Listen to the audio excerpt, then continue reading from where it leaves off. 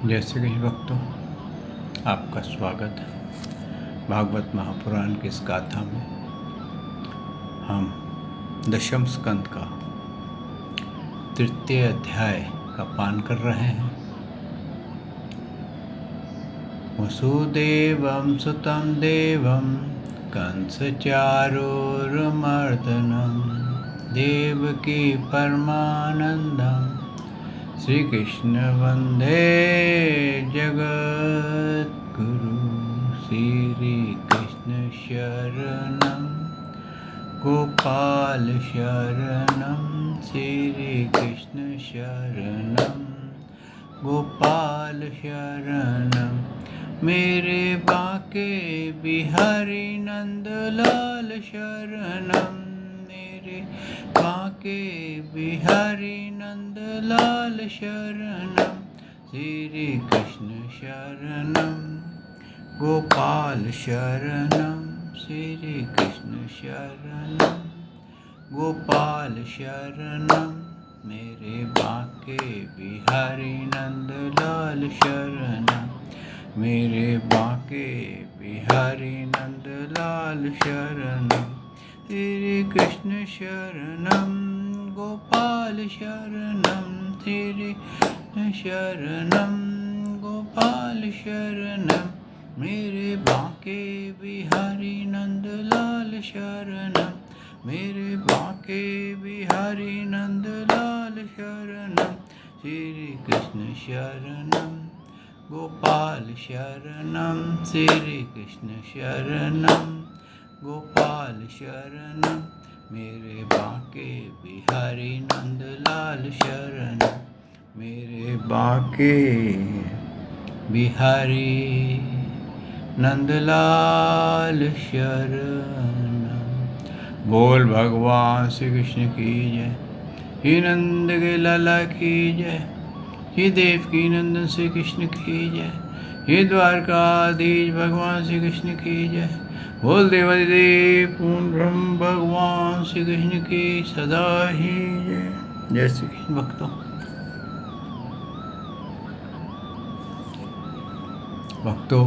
हमने श्रवण किया कि भगवान ने पहले देवकी मैया और वसुदेव जी को अपने चतुर्भुज रूप में दर्शन दे करके उनको अपने वरदान की याद दिलाई।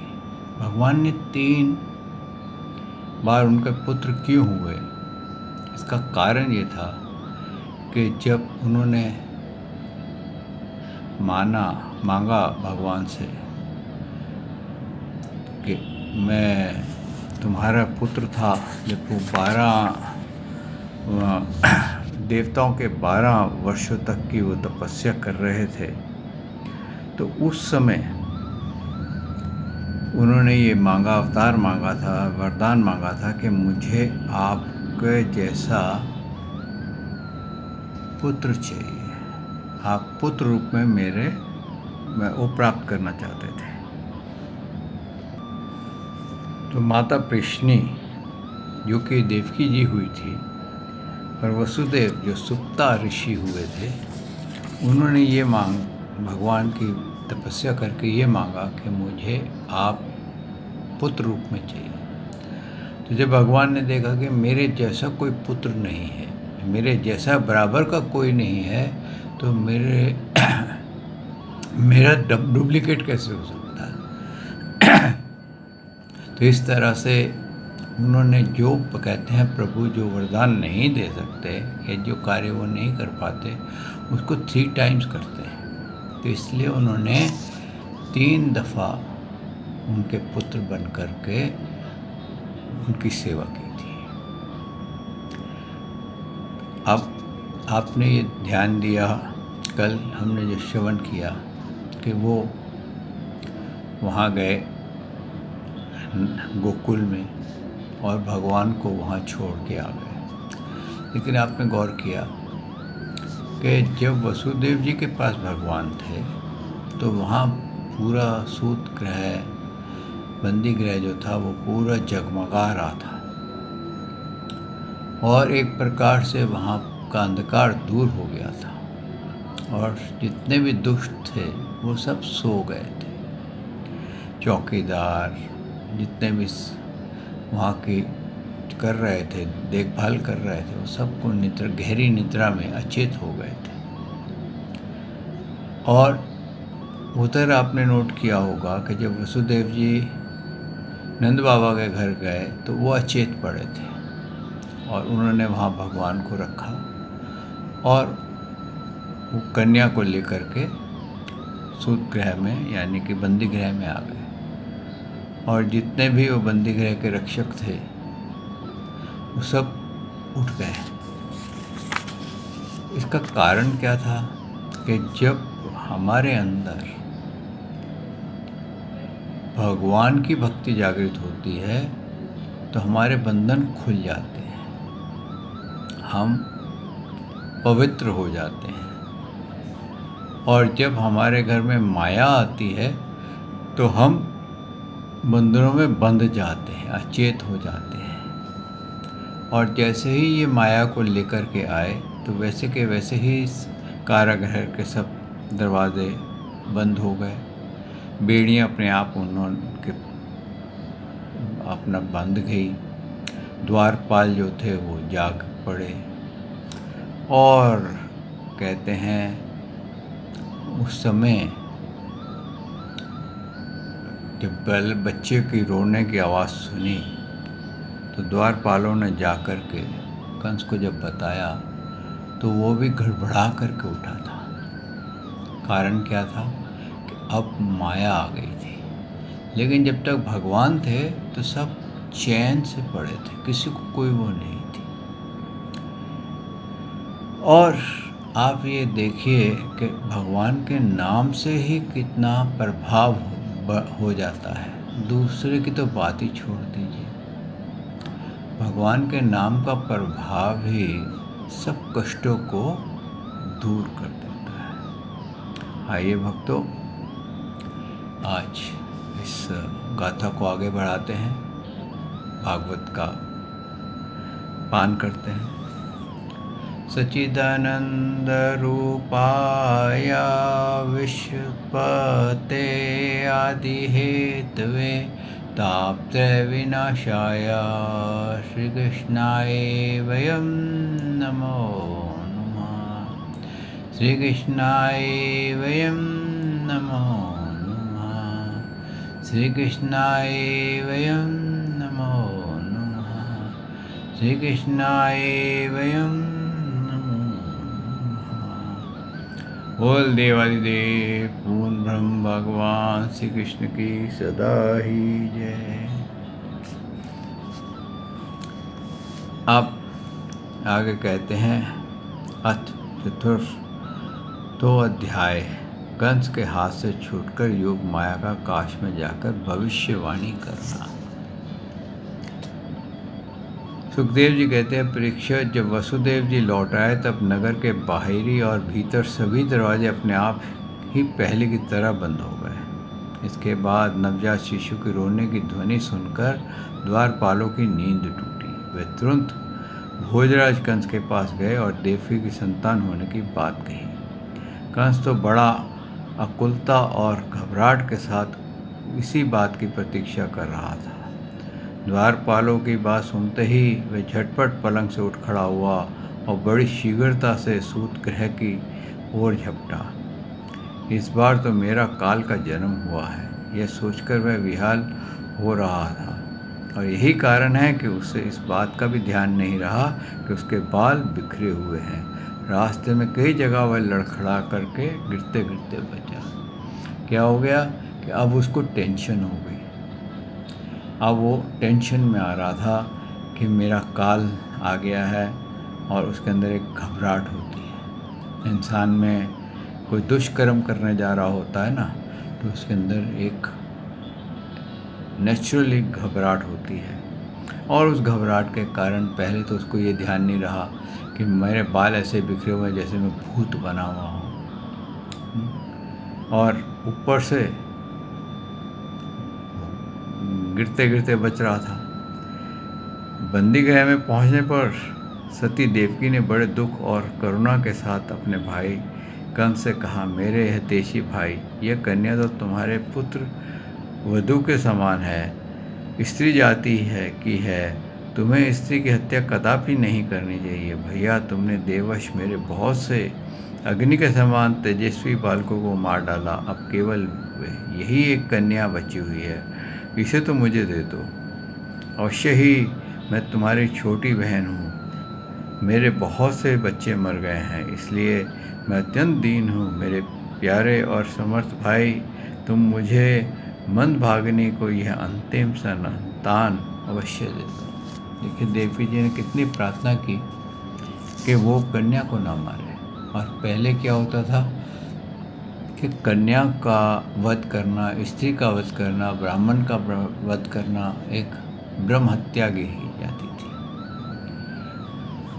और इसी प्रकार से उन्होंने उसको रोकने की कोशिश की, लेकिन वो नहीं माना। आगे सुखदेव जी कहते हैं, परीक्षित, कन्या को अपनी गोद में छिपाकर देवकी जी अत्यंत दीनता के साथ रोते रोते याचना की, परंतु कंस बड़ा दुष्ट था। उसने देवकी जी की झिड़क कर उसके हाथ से वह कन्या छीन ली और अपनी उस नन्ही सी नवजात भांजी के पैर पकड़ के कंस ने उसे बड़े जोर से एक चट्टान पर दे मारा।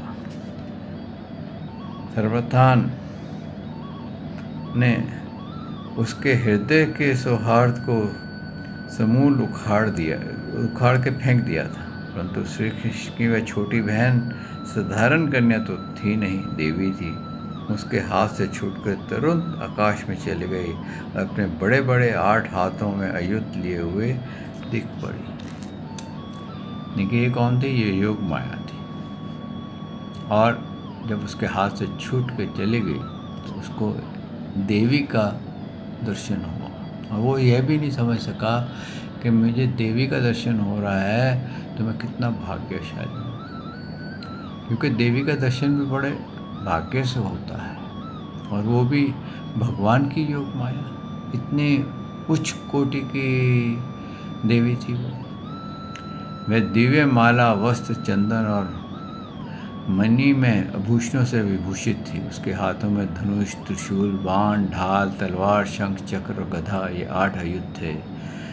सिद्ध, चरण, गंधर्व, अप्सरा, किन्नर और नागन बहुत सी भेंटों की सामग्री समर्पित करके उसकी स्तुति कर रहे थे। उस समय देवी ने कंस को यह कहा, रे मूर्ख, मुझे मारने से तुझे क्या मिलेगा? तेरे पूर्व जन्म का शत्रु तुझे मारने के लिए किसी स्थान पर पैदा हो चुका है। अब तू व्यर्थ निर्दोष बालकों की हत्या न किया कर।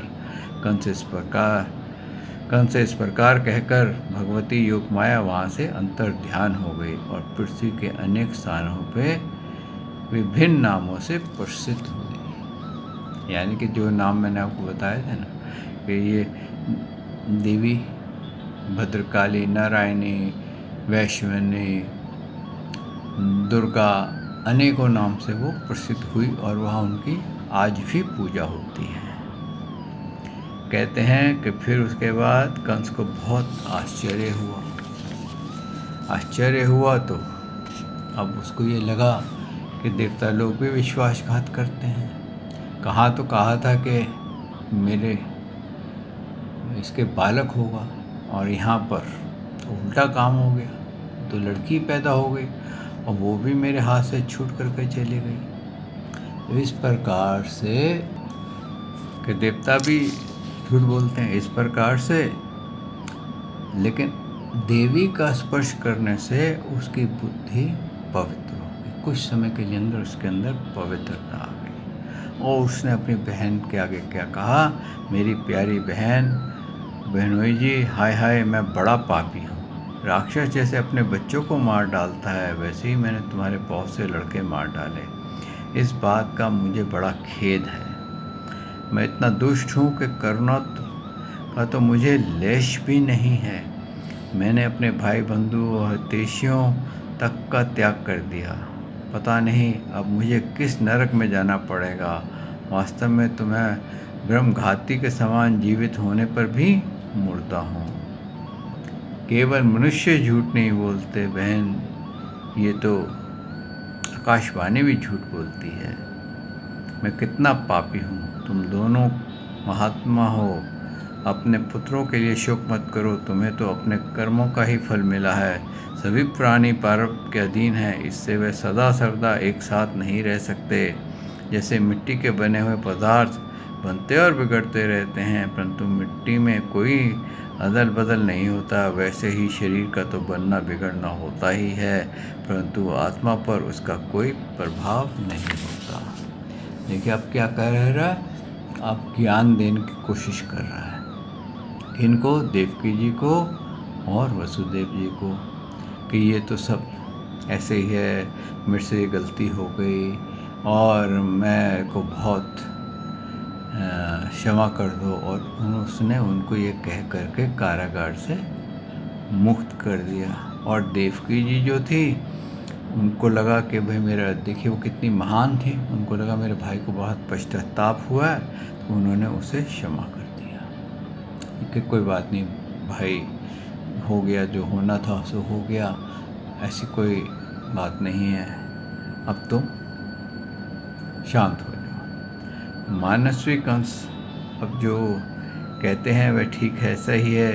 जीव अज्ञान के कारण ही शरीर आदि में मान बैठता है, इसी से अपने पराये का भेद हो जाता है, और यह भेद दृष्टि हो जाने पर तो वह शोक, हर्ष, भय, द्वेष, लोभ, मोह और मद से अंधे हो जाते हैं। फिर तो उन्हें इस बात का पता ही नहीं रहता कि सबके प्रेरक भगवान ही एक भाव से दूसरे भाव को, एक वस्तु से दूसरी वस्तु का नाश करा देते हैं। ये किसने कहा? ये देवकी जी ने उसको उत्तर दिया। आगे सुखदेव जी कहते हैं कि परीक्षित, जब वसुदेव और देवकी इस प्रकार प्रसन्न होकर के निष्कपट भाव से कंस के साथ बातचीत की, तब उनसे अनुमति लेकर वह अपने महल चला गया।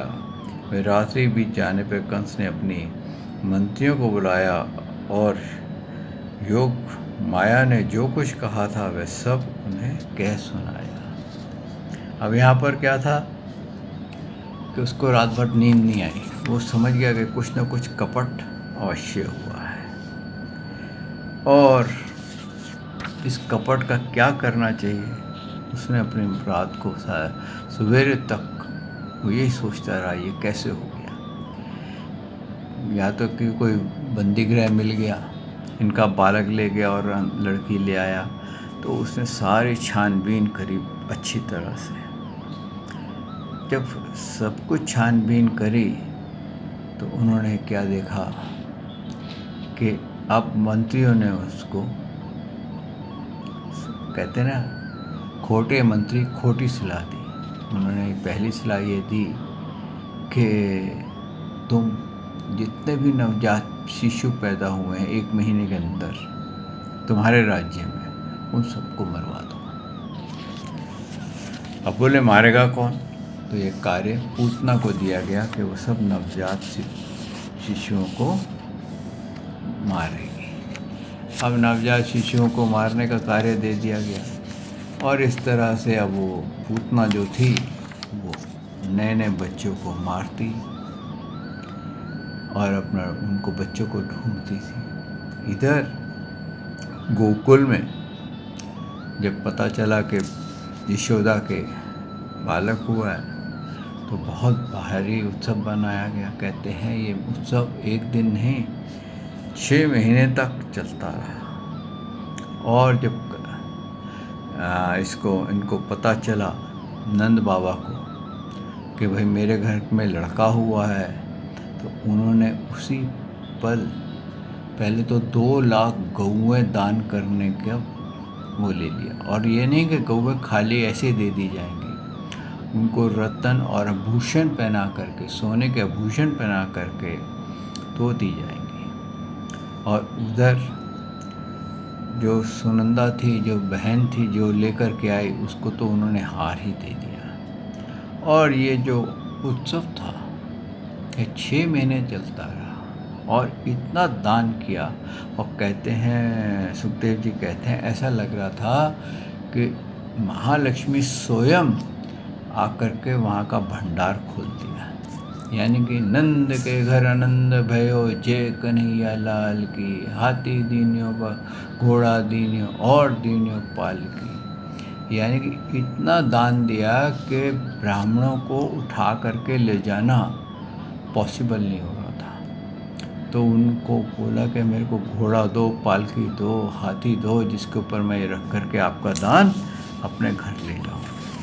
तो कहते हैं उस समय नंद बाबा को याद आई कि मैं जा कर के कंस का मेरे को वो देना है, कर देना है। देखिए पहले क्या होता था, पहले भी कर का, टैक्स का टाइम था, और उन्होंने कंस का कर चुकाने के लिए वो मथुरा गए।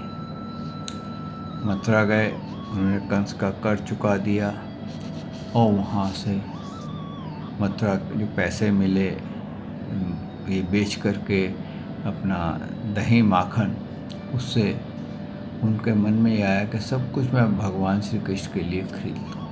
तो उन्होंने मोर मुकुट, अनेकों खिलौने भगवान के लिए खरीदे, और खरीद करके वही पोटली बना करके जब वो चलने लगे, क्योंकि वासुदेव जी से उनका विशेष प्रेम था, तो वसुदेव जी वहाँ पर उनसे भेंट करने आए।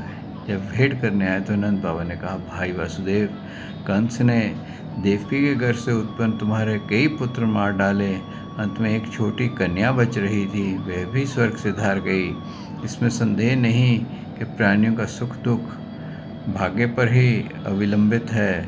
भाग्य ही प्राणी का एकमात्र आश्रय है। जो जान लेता है कि जीवन सुख दुख का कारण भाग्य ही है, वह उनके प्राप्त होने पर मोहित नहीं होता। ये उन्होंने संतापना दी। लेकिन यहाँ क्या हुआ था कि वसुदेव जी ने जब भगवान श्री कृष्ण को वहाँ गोकुल छोड़ के आए थे, तो उनकी माया ने स्मृति वैनिश कर दी थी कि वो वहाँ पर ये कार्य करके आए, ताकि कहीं पर भी ये रहस्य लीक ना हो सके। और वसुदेव जी ने क्या कहा आगे, वसुदेव जी ने कहा, भाई तुमने राजा कंस को उसका सालाना कर चुका दिया है, हम दोनों मिल भी चुके हैं, अब तुम यहाँ अधिक दिन नहीं ठहरना चाहिए, क्योंकि आजकल गोकुल में बड़े बड़े उत्पात हो रहे हैं। क्योंकि वसुदेव जी को ये पता चल गया था कि जो कंस है उसने बच्चों को मारने के लिए भेज दिया है, और इनके घर में बच्चा हुआ है, तो कहीं ऐसा ना हो जब तक ये घर पहुँचे तो क्या देखेंगे कि इनके बच्चे की मौत हुई है। सुखदेव जी कहते हैं, जब वसुदेव जी ने इस प्रकार कहा, तब नंद गोपों ने उनसे अनुमति ली, बैलों से जुते हुए छकड़ों पर सवार होकर के गोकुल की यात्रा की। अब वापस गोकुल आ गए। हम गोकुल आ गए तो क्या हुआ कि जब तो पीछे से जब वो वहाँ से भी निकले थे, तो इतने में जो पूतना थी, इसने एक बड़ी राक्षसनी थी, और जो पूतना थी इसने एक बहुत ही कहते हैं ना राजकुमारी या बहुत पैसे वाली अमीर स्त्री का रूप धारण किया, और बहुत सुंदर रूप धारण किया, क्योंकि राक्षसनी थी। उसको पता था मैं अंदर जा नहीं सकती, क्योंकि बिना उसके मेरे को रोक लिया जाएगा, और मेरी पहचान हो गई तो ये यहाँ के वासी मेरे को हो सकता है मार दें। तो उसने क्या करा, उसने अपना रूप एक रानी का सा बनाया, बहुत कहते हैं ना खूब गहने और हीरे वीरे रत्नों से भरा हुआ श्रृंगार किया, और वो चुपचाप अंदर उनके घर में चले गए। अब क्या होता है कि आप अक्सर देखेंगे कि बहुत बढ़िया कपड़े और बहुत रईस आदमी होगा ना, उसको बहुत कम तरीके से रोका जाएगा। कई बार तो वो वीआईपी लॉन्च में भी पहुंच जाता है, जहाँ पर बड़े बड़े मंत्री, प्राइम मिनिस्टर वगैरह बैठे होते हैं ना, तो इस तरह से स्लिप आउट कर जाता है, क्योंकि उसके ऊपर ध्यान नहीं जाता। उसकी जो माया की चमक होती है ना, आँख उसी पे लटकी रह जाती है। तो वो इस तरह से अंदर चली गई। अंदर गई तो नंद रानी जी बैठी थी, रोहिणी जी बैठी थी। तो उन्होंने बोला कि बहन तुम कौन हो और कहाँ से आई? बोले मैं नंद बाबा की दूर की बहन हूँ, और मुझे पता चला कि मेरे भाई के बच्चा हुआ, तो मैं बधाई देने आई हूँ। तो उन्होंने बोला आप क्या खाएंगे क्या? बोले मैं से केवल सुच्ची रसोई का भोजन करती हूँ। सुच्ची रसोई क्या होती है? पुराने ज़माने में जो चूल्हा होता था ना, उसको पहले धो करके फिर बनाया जाता था और फिर उसके ऊपर गोबर लीपा जाता था और फिर उस पर खाना बनता था। उन्होंने कहा ठीक है, हम तेरे लिए ऐसा खाना बना देती हैं। तो वो खाना बनाने चली गई और ये पूतना ने मौका देखा तो भगवान को उठा लिया और उठा करके सीधा इसने स्तनों पे हलाल विष लगा रखा था, क्योंकि बच्चे की आदत होती है मुंह में कुछ भी डालो तो वो चूसता है। उसने अपना स्तन उसके मुख में, भगवान के मुख में डाल दिया। कहते हैं जब इसने उनको उठाया तो भगवान ने अपनी आंखें बंद कर ली थी और आंखें बंद कर ली। अब कईयों का बहुत कुछ इसके ऊपर कहना था कि उन्होंने इसलिए आंखें बंद कर ली कि अगर मैं इस पूतना को देख लूँगा तो ये वैसे इसका रूप ख़त्म हो जाएगा, और किसी ने इसलिए कहा कि इनके भगवान के आगे अविद्या टिक नहीं सकती, इसके ये राक्षस टिक नहीं सकता। तो भगवान ने बहुत सारे कारण बताए हैं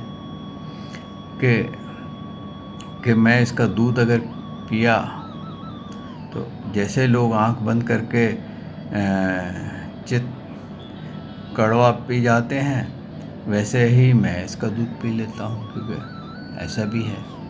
हकीकत में क्या था, भगवान ने इसलिए आंखें बंद की थी कि अगर मैंने इसकी आंखों में देख लिया तो ये मोहित हो जाएगी और मोहित होकर के ये अपने असली रूप में आ जाएगी, क्योंकि भगवान के सामने माया नहीं ठहरती है।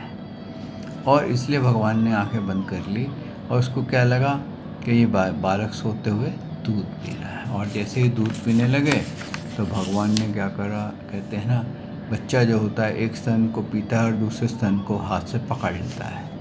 तो इतने ज़ोर से चूसा उसको और इतने ज़ोर से दबाया दूसरे स्तन को कि उसका रूप बिगड़ गया और वो अपने असली रूप में आकर के आकाश में उड़ने लगी।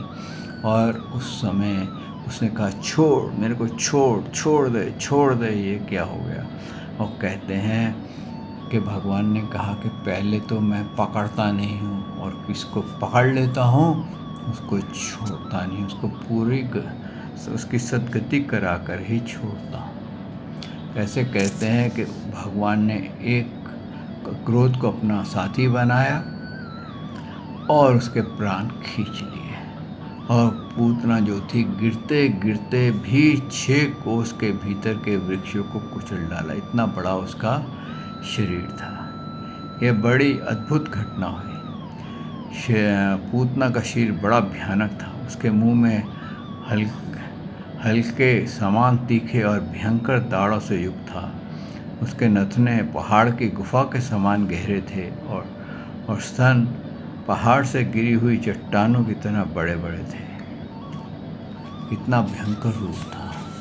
कहते हैं जब उसने वहाँ पर वो गिरी, अब जब ये नंदरानी जी को और सबको पता चला, सब भागे तो उन्होंने देखा कि ये तो बहुत ऊंचाई पे भगवान बड़े आराम से उसकी छाती पे खेल रहे हैं। तो इन्होंने, कहते हैं कि सीढ़ी का सहारा लेकर के, इतनी वो उसकी देह ऊंची थी लेटे हुए कि उस पे भी उनको सीढ़ी लगा करके गोपों को, बच्चे को उठा करके नीचे लाना पड़ा। और जब उन्होंने देखा कि ये बिल्कुल सही सलामत है तो उन्होंने बहुत खुशी मनाई, वापस आए। और फिर नंद बाबा आए, उन्होंने देखा तो उन्होंने बहुत परेशान हुए, बोले अरे वसुदेव जी की बात बिल्कुल सत्य हो गई है। तो इसी प्रकार से फिर उन्होंने कहा कि ये इतना बड़ा शरीर है, इसने अपने लकड़ियों का भी इंतज़ाम कर दिया है। अब इन्हीं पेड़ों को जो कि इसने गिराए हैं, इन्हीं से काट करके इसके शरीर की दाह संस्कार करो, को जलाओ। तो जब शरीर जला तो बजाय उसमें से दुर्गंधी आने के अब सुगंधी आ रही थी। अब सारे बड़े परेशान कि शरीर जल रहा है और सुगंधी आ रही है, और ऐसी बढ़िया सुगंधी आ रही है कि सबको मोहित कर रही है। तो कहते हैं, सुखदेव जी कहते हैं कि ये असर क्या था कि इस राक्षसनी को भगवान का स्पर्श हो गया था। अब उन्होंने राज खोला कि ये जो पूतना थी ये बलि की बेटी थी। जब वामन रूप में भगवान ने का जो अंश थे, जब उन्होंने बाली के सिर पे पाँव रखा था, तो इसने जब उसके रूप को देखा तो इसके मन में आया था कि अगर मेरा ऐसा पुत्र हो तो मैं उसको स्तनपान कराती। तब भगवान ने कहा था तथास्तु। लेकिन जब बाली के सिर पे पाँव रखा तो उसने कहा था कि अगर मेरा ऐसा पुत्र ऐसा दुष्कर्म करता तो मैं इसको विषपान कराती। तो भी भगवान ने कहा तथास्तु। तो इसका वो वरदान पूर्ण किया और इसको वो गति दी जो एक माँ को दी जाती है, यानी कि इसको सद्गति दी, इसको मोक्ष दे दिया। आइए भक्तों, यहाँ वाणी को विश्राम देते हैं। कल प्रभु ने चाहा तो आपकी सेवा में मैं फिर हाजिर होऊंगा और इसके आगे का पान करेंगे।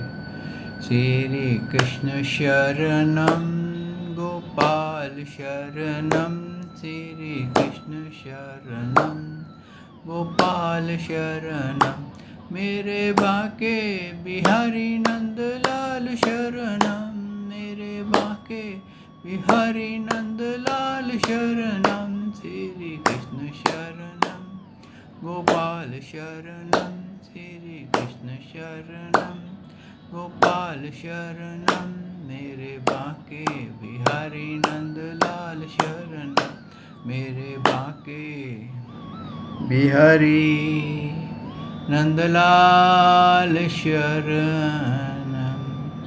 बोल भगवान श्री कृष्ण की जय। हे नंद के लाला की जय। हे देवकी नंदन श्री कृष्ण की जय। श्री द्वारकाधीश भगवान श्री कृष्ण की जय।